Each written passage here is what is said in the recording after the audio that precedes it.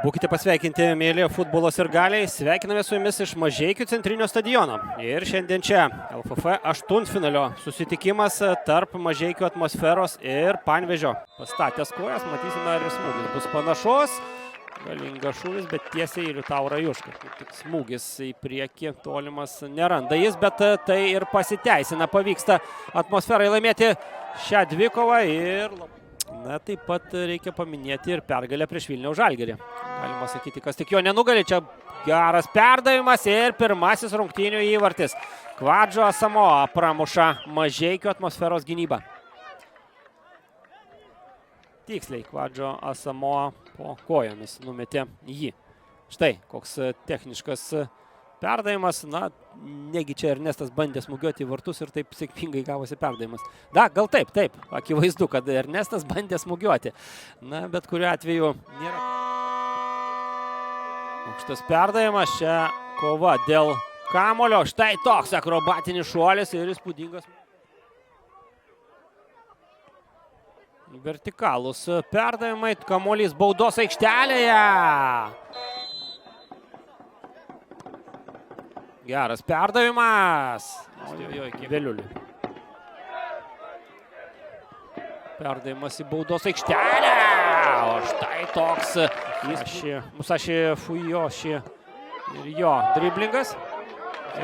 Žaidėjų.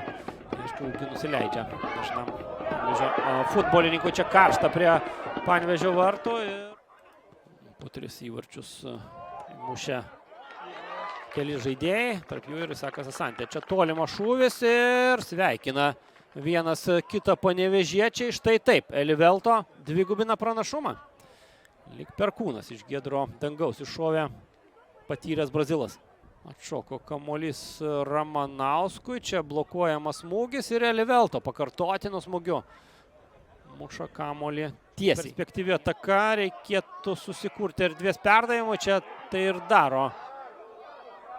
Mažeikių ekipa, ataka tęsiasi, kamuolys nepataiko. Flangų tą ir daro jo perdavimas. Kasgi atliks smūgį. O smūgį atlieka Isakas Asantė, jo galingas šūvis. Ir trečiasis įvartis. Sako Asantė, smūgį matome. Bačaninas tiesiog iš patogiausios vietos stebėjo šį epizodą. Rungtyniauja iki šiol. Smūgis į vartus, čia puikiai tranzicija, kurią užbaigė savo.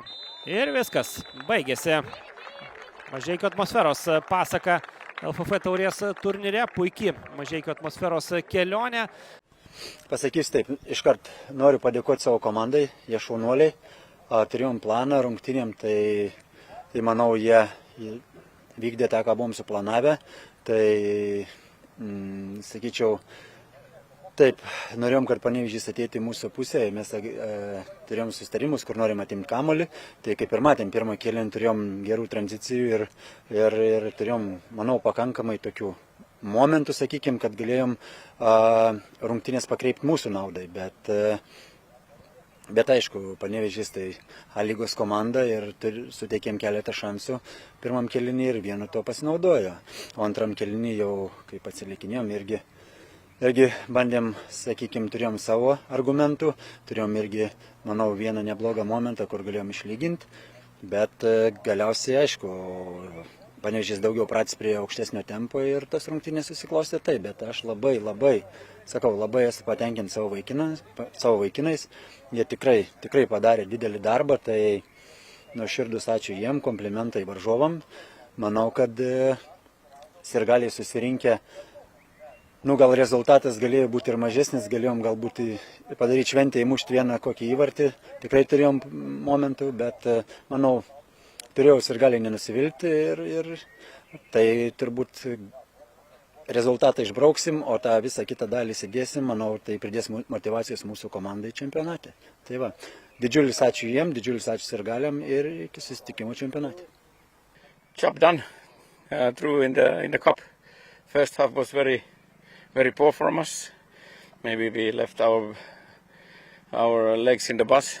3 hours I was very unhappy about the first half moments. The only good thing was that we were leading 1-0, but I don't think that we really deserved it. distances were awful, and we were kicking the long ball. But then on the half time we talked a bit, and I think it looked totally different the second half. That then we were passing and playing and able to get the scoring chances. So in the end, job done, well done. 3-0 away, and it's not an easy team. It's they have quite interesting Japanese 5 attacking players, so they are quite skillful and fast. So maybe that's why maybe our defense was a bit afraid to keep the line. So then that's why in the first half our distances were too far. But in the end it's okay. We are through. So 2 goals were scored by players who came out after the substitution, and the coach also deserves a credit. No, well, yeah, I think the team is very even. So when we play internal games, they many times they're tougher than the games that we play. I don't know why they. So we have I call them the game changers. I don't call them the substitutes. I call them the game changers. And this was the 4th match in row that our bench scored goals. So that's been our strength, that we have I wouldn't say that we have superstars, but we have very even team, that when we change and there comes a fresh guy, he is better than the guy who is tired and left. So that's been one of our strengths. I think that was the 4th game now in a row that we have get the goal scorers from the bench.